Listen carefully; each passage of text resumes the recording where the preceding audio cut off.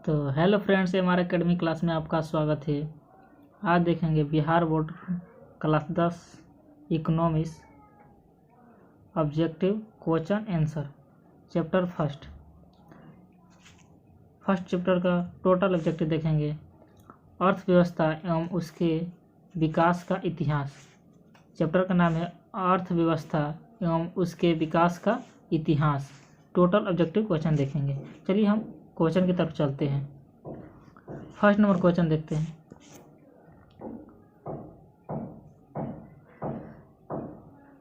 निम्न को प्राथमिक क्षेत्र कहा जाता है। सेवा क्षेत्र, कृषि क्षेत्र, औद्योगिक क्षेत्र, इनमें से कोई नहीं। तो इसका राइट आंसर होगा कृषि क्षेत्र, यानी कि एक का ख नंबर आंसर सही हो जाएगा। इसे हम प्राथमिक क्षेत्र कहते हैं, कृषि क्षेत्र को। चलिए अगला क्वेश्चन देखते हैं। इनमें कौन से देश में मिश्रित अर्थव्यवस्था है?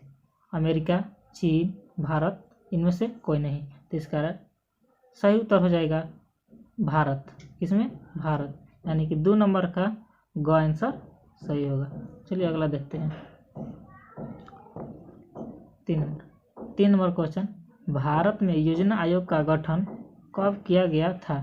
तो भारत में योजना आयोग का गठन 15 मार्च 1950, 15 सितंबर 1950, 15 अक्टूबर 1951, इनमें से कोई नहीं। तो इसका राइट आंसर होगा 15 मार्च 1950, यानी कि 3 नंबर के का आंसर सही होगा। चलिए अगला क्वेश्चन देखते हैं।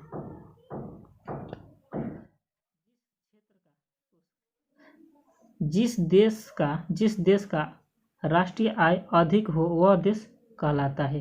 अविकसित, विकसित, अर्ध विकसित, इनमें से कोई नहीं। तो इसका सही उत्तर होगा विकसित। क्या होगा? विकसित, यानी कि 4 नंबर का ख आंसर सही होगा। चलिए अगला देखते हैं। इनमें से किसे पिछड़ा राज्य कहा जाता है? इनमें से किसे पिछड़ा राज्य कहा जाता है?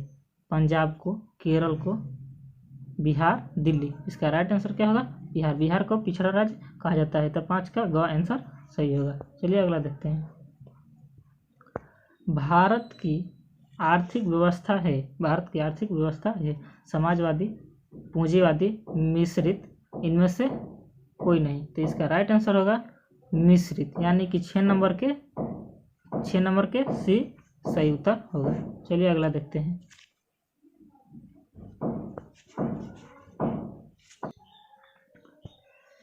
किस क्षेत्र को तृतीय क्षेत्र कहा जाता है? पहला सेवा क्षेत्र, कृषि क्षेत्र, औद्योगिक क्षेत्र, इनमें से कोई नहीं। तो इसका राइट आंसर होगा सेवा क्षेत्र को तृतीय क्षेत्र कहा जाता है, और कृषि क्षेत्र को प्राथमिक क्षेत्र कहा जाता है, और औद्योगिक क्षेत्र को द्वितीय क्षेत्र कहा जाता है। याद रखिएगा, सेवा क्षेत्र तृतीय क्षेत्र, कृषि क्षेत्र प्राथमिक क्षेत्र, और औद्योगिक क्षेत्र द्वितीय क्षेत्र। चलिए आगे देखते हैं। 8 नंबर क्वेश्चन देखते हैं। एक अर्थव्यवस्था का सृजन होता है प्राकृतिक संसाधनों से, भौतिक संसाधनों से, मानवीय संसाधनों से, इनमें सभी संसाधनों से। इसका राइट आंसर होगा इनमें सभी संसाधनों से अर्थव्यवस्था का सृजन होता है। चलिए अगला देखते हैं। अर्थव्यवस्थाओं के मुख्य प्रकार है। अर्थव्यवस्थाओं के मुख्य प्रकार हैं 2, 3, 4, अनेक। इसका राइट आंसर होगा 3 है अर्थव्यवस्थाओं के मुख्य प्रकार। चलिए आगे देखते हैं।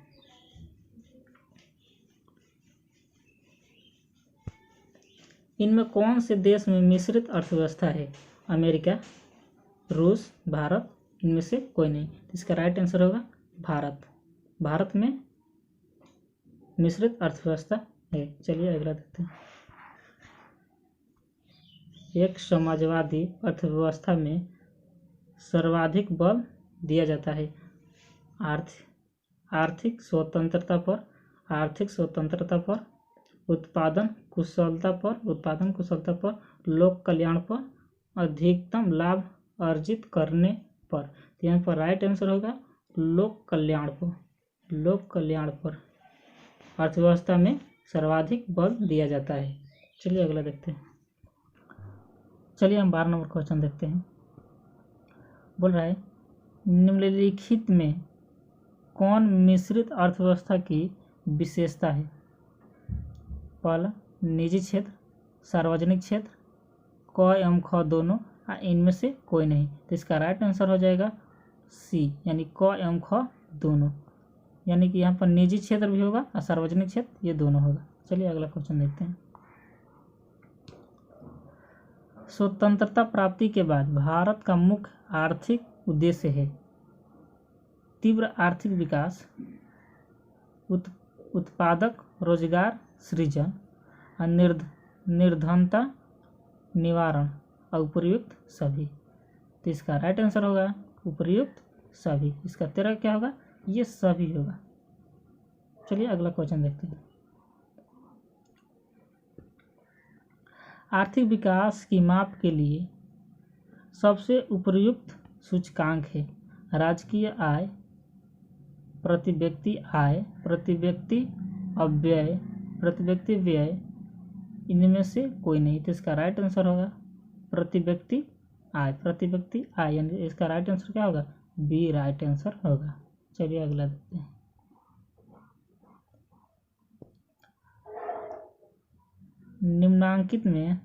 निम्नांकित में कौन से देश विकसित अर्थव्यवस्था का उदाहरण है? Indonesia, Sri Lanka, Bharat, America. इसका राइट आंसर होगा अमेरिका। अमेरिका जो है ना विकसित अर्थव्यवस्था का उदाहरण है। चलिए अगला देखते हैं। निम्न में से किसे पिछड़ा राज्य कहा जाता है? पंजाब, केरल, बिहार, दिल्ली। यहाँ पर राइट आंसर क्या होगा?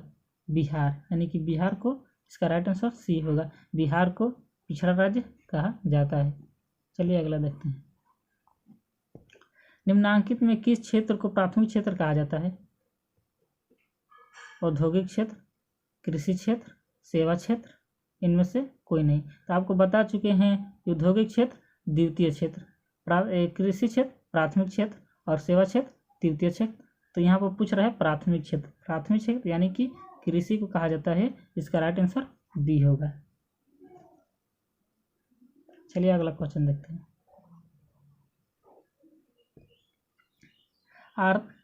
आर्थिक सूचकांक का एक मुख्य अंग है शिक्षा, स्वास्थ्य सेवाएं, यातायात एवं संचार, इनमें से कोई नहीं। तो इसका राइट आंसर होगा सी, यातायात एवं संचार। इसका राइट आंसर क्या होगा? 18 का सी। चलिए अगला देखते हैं। पशुपालन एवं मत्स्य पालन किस क्षेत्र का अंग है? तो पशुपालन और मत्स्य पालन, पहला देखिए प्राथमिक क्षेत्र, द्वितीय क्षेत्र, तृतीय क्षेत्र, इनमें से कोई नहीं। तो प्राथमिक, ये पशुपालन और मत्स्य पालन और ये सब मुर्गी पालन आता है, वो प्राथमिक क्षेत्र में आता है। यही होगा हमारा 19 का ए नंबर आंसर, 19 का ए आंसर। अगला देखिए 20 नंबर। निम्नांकित में कौन सा सामाजिक संरचना का अंग है? निम्नांकित में कौन सामाजिक संरचना का अंग है? पहला देखिए शिक्षा एवं प्रशिक्षण, स्वस्थ सेवाएं, आवास, उपयुक्त सभी। तो इसका 20 का राइट आंसर होगा उपयुक्त सभी। यहाँ पे ये तीनों आएगा, इसमें यही भी होगा, यही होगा हमारा 20 का डी आंसर, 20 का डी आंसर। चलिए अगला देखते हैं। निम्नांकित में कौन नवीकरणीय प्राकृतिक संसाधन है? कोयला, पेट्रोल, भूमिजल, गैस। इसका राइट आंसर होगा भूमि जल, यानी कि सी इसका राइट आंसर। 21 का सी आंसर, 21 का सी आंसर। चलिए अगला देखते हैं 22 नंबर। निम्न को प्राथमिक क्षेत्र भी कहा जाता है। तो आपको बता चुके हैं कृषि क्षेत्र को प्राथमिक क्षेत्र कहा जाता है। 22 का बी आंसर। चलिए अगला देखते हैं। किस क्षेत्र को द्वितीय क्षेत्र कहा जाता है? सेवा क्षेत्र, कृषि क्षेत्र, उद्योग। द्वितीय क्षेत्र उद्योग क्षेत्र को कहा जाता है, यानी उद्योग लिखे या औद्योगिक लिखे, उद्योग क्षेत्र को कहा जाता है। 23 का सी आंसर, 23 का सी आंसर। चलिए अगला देखते हैं।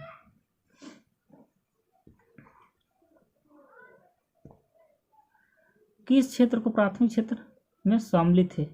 किस क्षेत्र को प्राथमिक क्षेत्र में सम्मिलित है। तो यहाँ पर कृषि क्षेत्र प्राथमिक क्षेत्र में सम्मिलित है। चलिए अगला देखते हैं। भारत में सेवा क्षेत्र को सामान्यतः कितने भागों में बांटा गया है? भारत में सेवा क्षेत्र को सामान्यतः कितने भागों में बांटा गया है? यहाँ पे 2, 4, 6, 8। इसका आंसर 25 का ए नंबर आंसर होगा। क्या होगा? ए आंसर होगा। ए 25 का ए, यानी कि 2 भागों में बांटा गया है। चलिए अगला देखते हैं।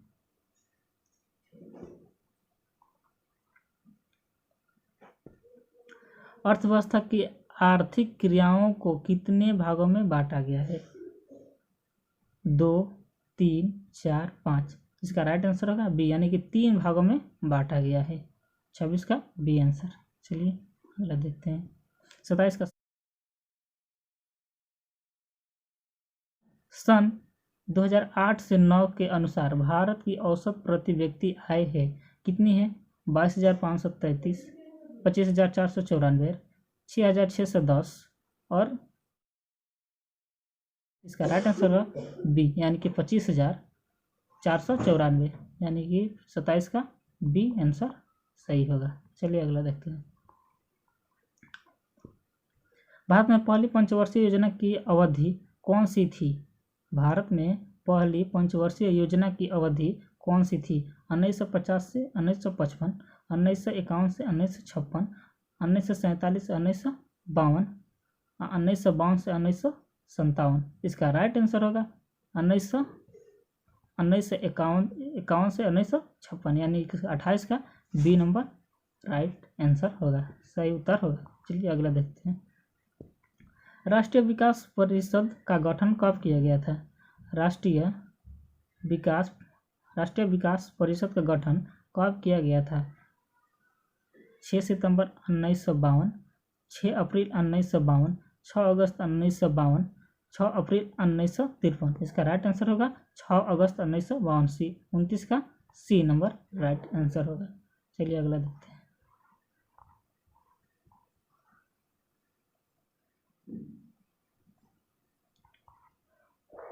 चलिए 30 नंबर। मानव विकास सूचकांक के कितने सूचक हैं? 2, 3, 4, 5। तो मानव विकास सूचकांक के कितने सूचक है?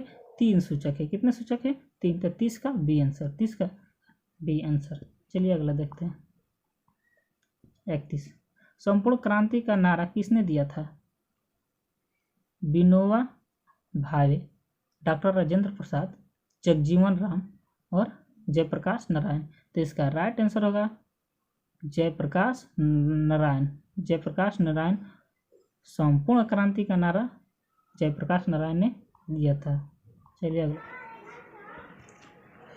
32 नंबर क्वेश्चन देखते हैं। मनरेगा के अंतर्गत ग्रामीण मजदूरों को साल में कम से कम कितने दिनों के लिए रोजगार देने की व्यवस्था है? 100 दिन, 150 दिन, 200 और 50 दिन। तो इसका राइट आंसर होगा 100 दिन।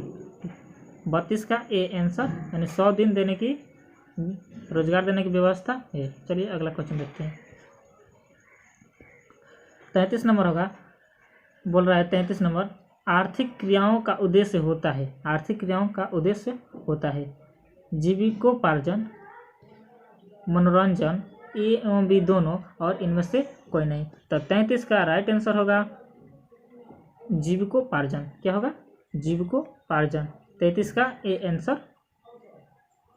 कन्फर्म। चलिए अगला देखते हैं। भारत की आर्थिक व्यवस्था है। भारत की आर्थिक व्यवस्था है समाजवादी, पूंजीवादी, मिश्रित, इनमें से कोई नहीं। थोड़ा छूट गया है, कोई नहीं। चलिए अगला देखते। इसका आंसर होगा मिश्रित अर्थव्यवस्था। क्या होगा? मिश्रित अर्थव्यवस्था। यह पहले आपको बता चुके हैं। चलिए अगला क्वेश्चन देखते हैं। 33 नंबर क्वेश्चन है, 35 नंबर क्वेश्चन है।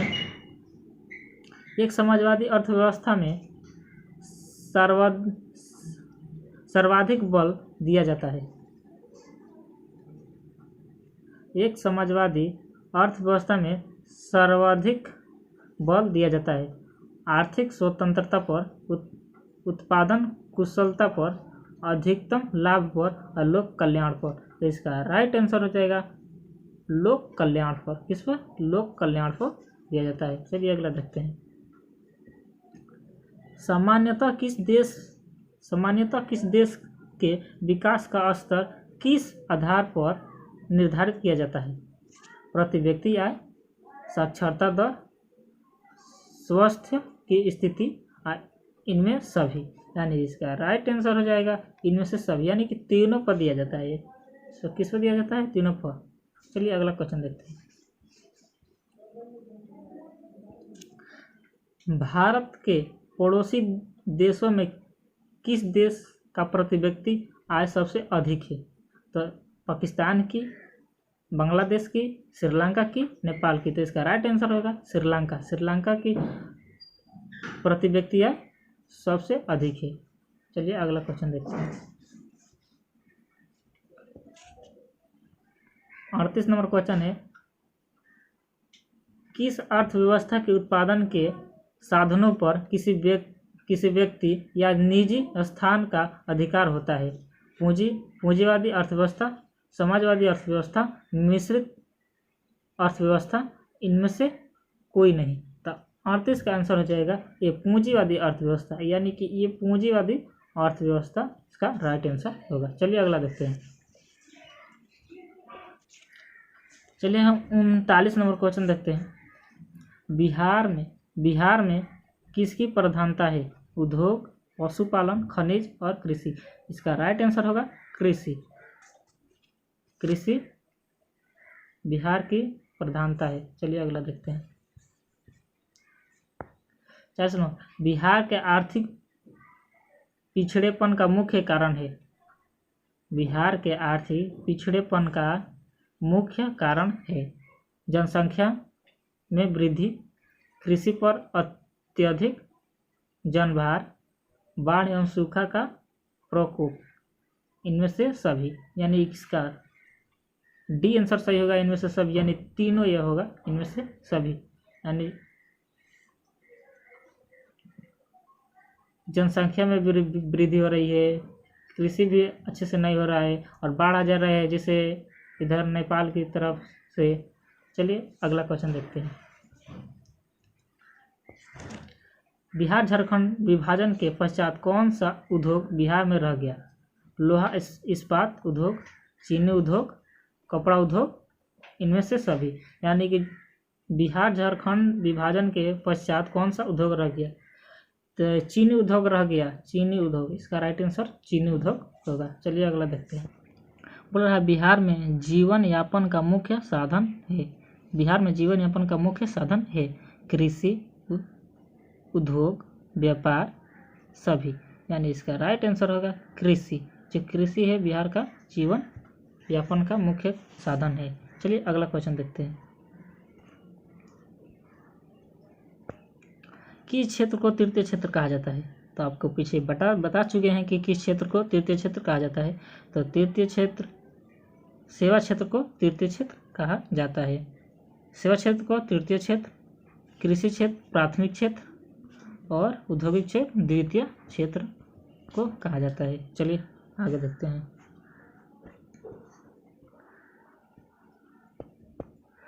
भारत में नीति आयोग की स्थापना हुई। भारत में नीति आयोग की स्थापना 1950 में, 1951, 2005 और 2015। इसका राइट आंसर होगा 2015 में, यानी कि 44 का डी आंसर। चलिए अगला क्वेश्चन देखते हैं। अंग्रेजों ने भारत का क्या किया? विकास, शोषण, यहाँ पे छूट गया है, ए एवं बी दोनों, इनमें से कोई नहीं। तो यहाँ पे अंग्रेजों ने भारत के साथ शोषण किया। क्या किया? शोषण किया। तो इसका 45 का बी नंबर आंसर सही हो जाएगा। तो चलिए फ्रेंड्स, रिक्त स्थान को पूर्ति कर लेते हैं। रिक्त स्थानों की पूर्ति करें। पहला में क्या भरना है? भारत अंग्रेजी शासन का एक था, यहाँ पे क्या भराएगा? यहाँ पे भराएगा उपनिवेश। चलिए अगला 2 नंबर बोल रहा है कि अंग्रेजों ने भारतीय अर्थव्यवस्था का क्या किया? शोषण किया। क्या किया? शोषण किया, शोषण भराएगा, यहाँ पे शोषण भराएगा। चलिए अगला देखते हैं। अर्थव्यवस्था आजीविका अर्जन की है, क्या है? प्रणाली है, प्रणाली, यहाँ पे प्रणाली भराएगा, भर लीजिएगा। चलिए अगला क्वेश्चन देखते हैं 4 नंबर। द्वितीय क्षेत्र को कहा जाता है, द्वितीय क्षेत्र का आपको बता चुके हैं कि औद्योगिक क्षेत्र कहा जाता है। यहाँ पर औद्योगिक क्षेत्र भर लीजिएगा। चलिए अगला क्वेश्चन देखते हैं 5 नंबर। आर्थिक विकास आवश्यक रूप से की प्रक्रिया है, किसकी प्रक्रिया है? तो यहाँ पे 5 नंबर में भराएगा परिवर्तन, क्या भराएगा? परिवर्तन, यहाँ पर परिवर्तन भर लीजिएगा। चलिए अगला देखते हैं 6 नंबर। भारत में आर्थिक विकास का श्रेय को दिया जाता है, किसको दिया जाता है? तो यहाँ पर भराएगा नियोजन को, किसको दिया जाता है? नियोजन को, नियोजन को, यहाँ पर नियोजन भर लीजिएगा। चलिए अगला देखते हैं 7 नंबर।